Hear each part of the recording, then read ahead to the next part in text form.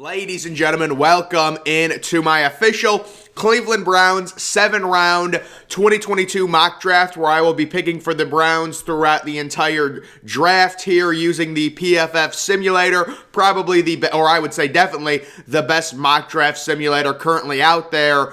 Actually, it looks like, I don't know why this is like this, but it looks like only 6 rounds are available, so I'll just be doing 6 rounds, I guess, for the Browns. And, going into this mock draft with the Browns, pick number 13, we're looking for a receiver in round 1. Now, preferably, I think Garrett Wilson is far and away the best overall receiver in the 2022 draft class. He's probably not going to be available. I've done several of these mocks. Garrett Wilson is going around pick 7, 8, maybe even 6. So probably not going to be available. My number 2 option has always been Drake London. Even before Jameson Williams got injured, I was never high on Jameson Williams. He's got a very limited route tree. The Browns need some extreme help at the receiver position. We know they probably have to sign a receiver in free agency, but you're looking at a complete wide receiver, and Drake London is an absolute complete wide receiver. He's got a crazy big route tree. He's got some size to him, which would fit with Baker. That's Baker's kind of receiver. So Drake London is the guy I'm going to be looking to target. As for the idea of trading up in the first round, I'm not going to do that. I could try and do it, but the problem is I've seen Garrett Wilson go as high as pick 6 or 7. He definitely is the best receiver in this draft class, but it's just like you're going to give up a first round pick to move up 5 or 6 spots. I wouldn't do that. So let's go into this draft and looking for Garrett Wilson in the first round. In the second round, I probably am looking for, it's interesting with the quarterback position. We'll talk about it when we get there. Maybe an offensive tackle, a pure offensive tackle. The one thing I've noticed with these mock drafts, there are some really quality, high upside offensive tackles in the second round when the Browns pick. I don't think that'll end up being the case come draft night. Offensive tackle is an extremely important position in the NFL, and I think a lot of those guys will end up as late first, early second round picks. Looking for an interior defensive tackle. When it comes to a pass rusher, it just comes down to, are the Browns able to re-sign Jadeveon Clowney? We hope they do. Jadeveon Clowney is so underrated against the run. He's such a good pass rusher, so I'm hoping the Browns are able to re-sign Jadeveon Clowney. If they're not, they might be looking at an edge rusher in round 2 to pair with Myles Garrett, but I'm looking for that interior defensive tackle. They're losing Malik Jackson. We'll have to see what happens with Tommy Togiai. I like Tommy. Let's actually just start the draft and pick in round 1. I like Tommy Togiai. He's they invested a third round pick into him. So, as expected, Garrett Wilson goes at pick 8. That makes sense to the Falcons. Calvin Ridley on the trade market. They really don't know what they're going to do, with him. He's probably not coming back to Atlanta, so they're going to get their new number 1 receiver. That makes complete sense.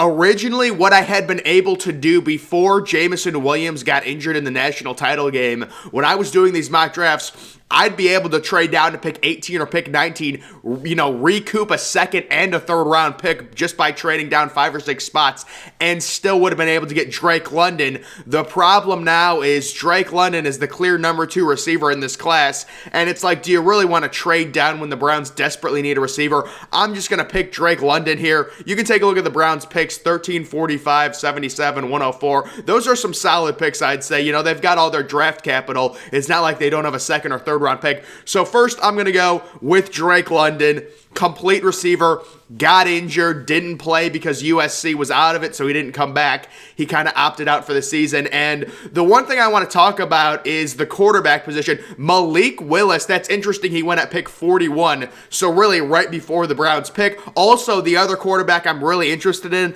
and I don't think there's any chance he's going to be available come the actual draft, is Carson Strong. I think Carson Strong could be the number 1 quarterback in this class with comparisons to Josh Allen. He's not the runner that Allen is, but he has that physical build. He has that really strong arm. There are going to be teams that absolutely fall in love with Carson Strong. There's no way. The Bears taking him is very odd. I'm not sure I understand that, but there's no way Carson Strong is going to be available. So just looking at this, again, this is what I'm talking about, these high upside offensive tackles that are available in the second round. Nicholas Petit-Frere is good. David Bell, David Bell is crazy good. You don't want to take another receiver. Who I would be looking to target here is an interior big defensive tackle. I think I'm gonna look at these trades here. Yeah, I think I'm gonna do that. So looks like Miami wants to trade with me. Let's see what we can do. They have 40. What pick is this? 45, 47, 100, 107, 117. You know what? I think I'm gonna try and do something right here. Let me just try and snatch one of their picks. Yeah, they were never gonna accept that. But I'm not interested in trading that far down with Miami. Who is the other team that wants to trade? Pittsburgh. Next pick's 52. You can try and do this where you just scam it and get another pick.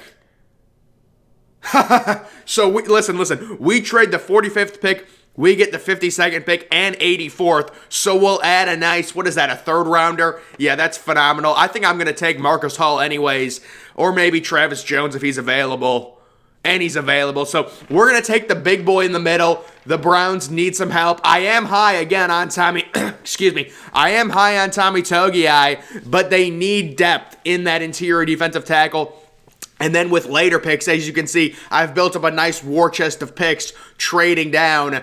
Later in the draft, I'm going to target a slot cornerback, maybe also Bailey Zappe, the quarterback from Western Kentucky. We'll get to that when we get there. Let's just draft Travis Jones.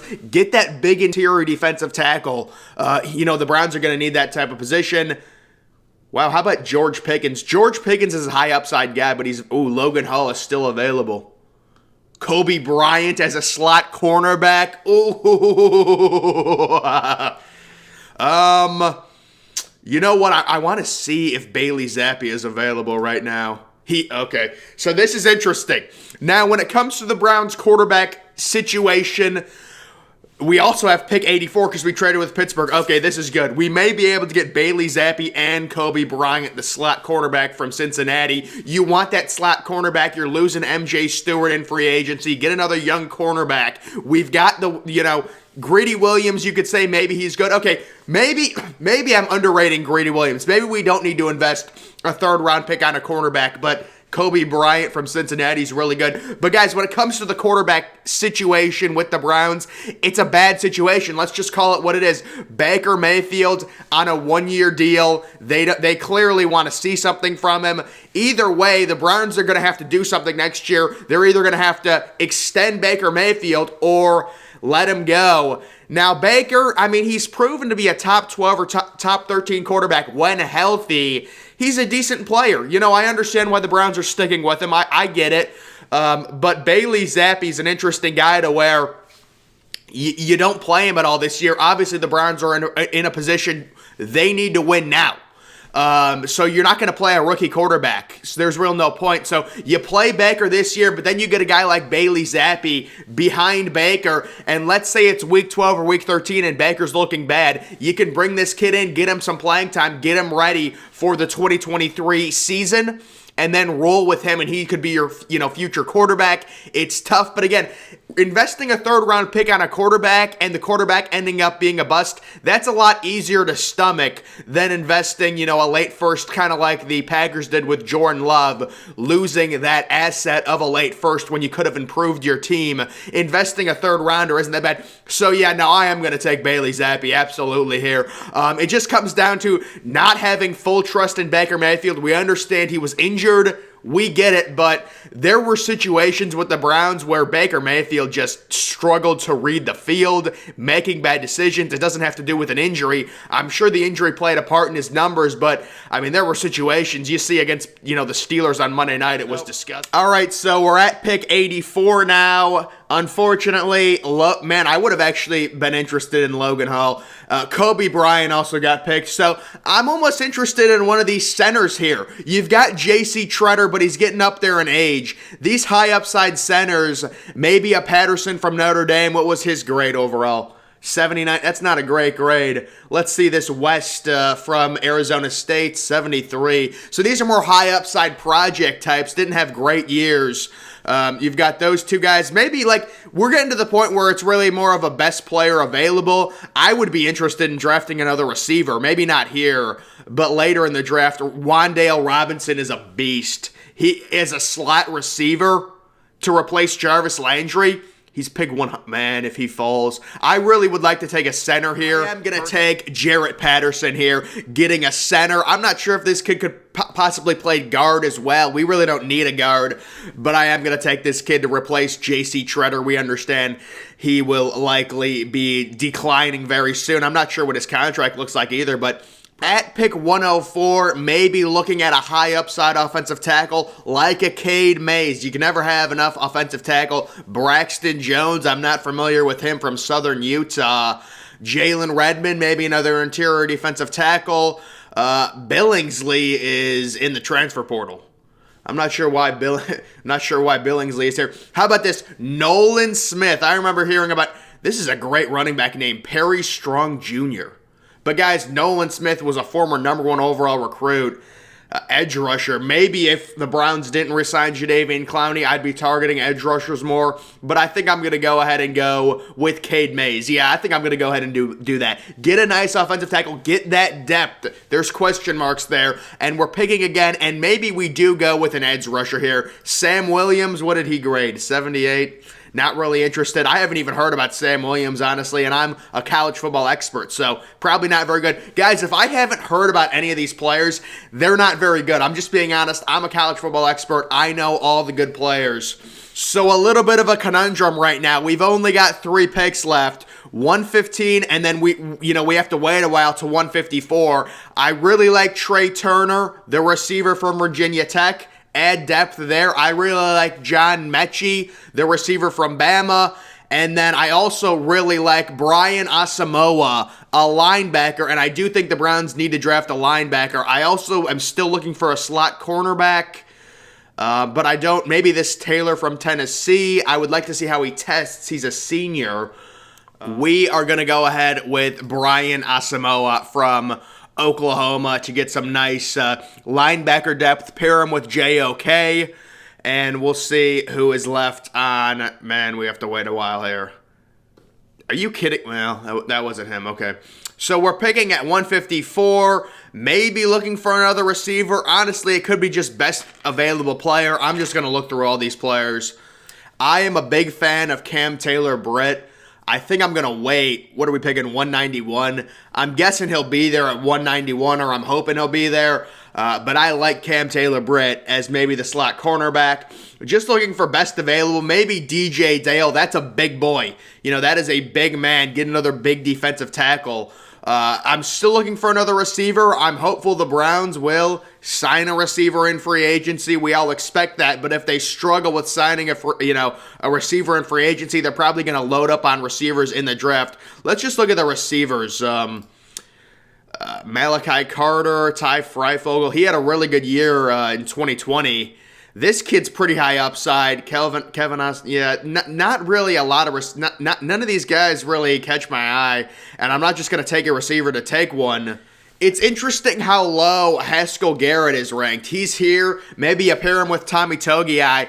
I guess it's because he's undersized for a defensive tackle in the NFL. I guess that's why he's ranked that low. This Walker kid is a high upside tackle. Man, he only graded a 60. He's a major project. He is a major project. I'd have to see him move at the combine before I would draft him. This Winfrey is interesting. 59. Holy crap. Cole Turner. So the thing with the tight ends, the Browns need to just cut Austin Hooper. If we're being completely honest, he's terrible. He's a net negative. I don't care how much dead money he creates. You got to cut him. Hopefully they're able to resign David Njoku, but if they're not, I'm looking for like a blocking tight end. I really don't think the Browns, let's say they cut Austin Hooper or just get rid of him, whatever. Do they really have a blocking tight end? Is David Njoku a real good blocker? We know Harrison Bryant is undersized. They took Harrison Bryant as kind of a receiver, secondary receiver, but I feel like they don't have a blocking tight end, so maybe this big boy could be a blocking tight end that the Browns take. Again, we'll have to see if they re-sign David Njoku. I hope they do. I think I'm going to take Tyrese Robinson, a high upside tackle, though. I was looking at DJ Dale. This big boy struggled with a 63 grade. These are higher upside guys anyways in round 5, so we'll just go with him. And then we have one more pick, 191. I am hopefully going to draft Cam Taylor-Britt. See, the thing is, he just got picked. This PFF thing is so annoying. It's whatever. We might go with Walker. Oh, we might go with Winfrey, honestly, the interior defensive guy. How about Jeremy Ruckert being available, the Ohio State Buckeye? Castro Fields, there's a slot cornerback. Man, there's a Thayer Munford, kind of a swing hybrid guard tackle. Tyler Davis is an interesting big boy. He was a guy that was thought of, I thought, higher than this. Maybe, again, these guys will probably move up during the combine process, but maybe I draft Tyler Davis here. I'm not sure. Do I have one or two defensive tackles? Xavier Thomas is funny. He's a former 5-star, top 5 overall player. He dealt with some mental health stuff, I think. I'm not sure. Do I only have one defensive tackle or two? I think I'm going to go with Tyler Davis. I think we'll go with this big boy. This is a big interior tackle. Add more depth there. Go with Tyler Davis from Clemson. And so we do have another pick. Now, I don't know why they only have 6 rounds. That's not something I did. So the PFF, they give me a B- for Drake London. I mean, I don't know what to tell you. Drake London's the second best receiver. They gave me a B on this trade. I traded 45 and I got 52 and 84. I think that's like an A- trade, honestly. You're only going down 7 spots and you're getting a 3rd rounder. You're getting another solid pick. A- for Travis Jones. Bailey Zappe, A-. They don't like this center from Notre Dame. Cade Mays. I like this draft. Actually, you know what? I might have drafted...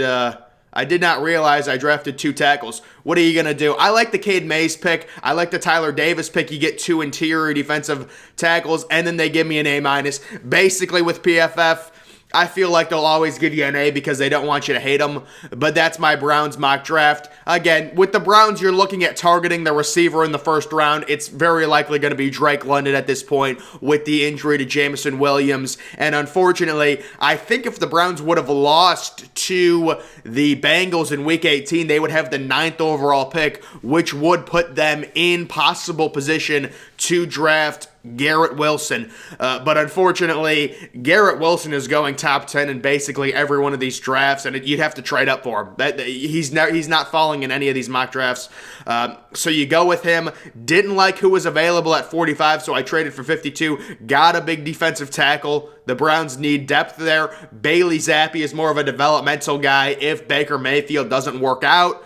The center to replace J.C. Treader, getting some tackles, Cade Mays, Brian Asamoah. I feel like the Browns need a good tackling linebacker. That's what I feel like the Browns need. Tyrese Robinson, kind of a higher upside tackle, and then Tyler Davis, the big boy, who's kind of a higher upside, big, stocky defensive tackle. You've got young defensive tackles now with Tyler Davis, Travis Jones, and Tommy Togiai for the Browns. If they did this, we'll have to see. A lot of this depends on what they do in free agency, how many receivers they get. If they don't resign Jadeveon Clowney, we're going to be looking at, drafting a pass rusher within the first 3 rounds, I'm sure.